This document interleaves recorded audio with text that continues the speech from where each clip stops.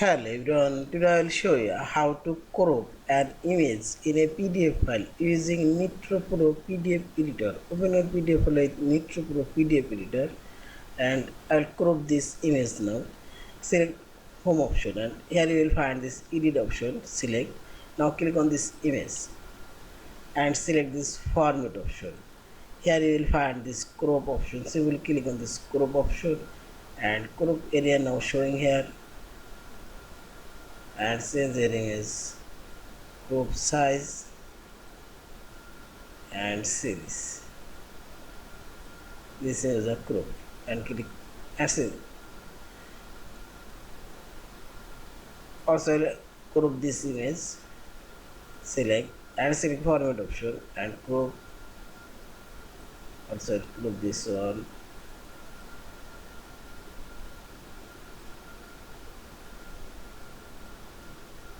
and see this, and in this way you can crop your custom size as you want. Yeah, thank you for watching. Please subscribe, like, share and comments.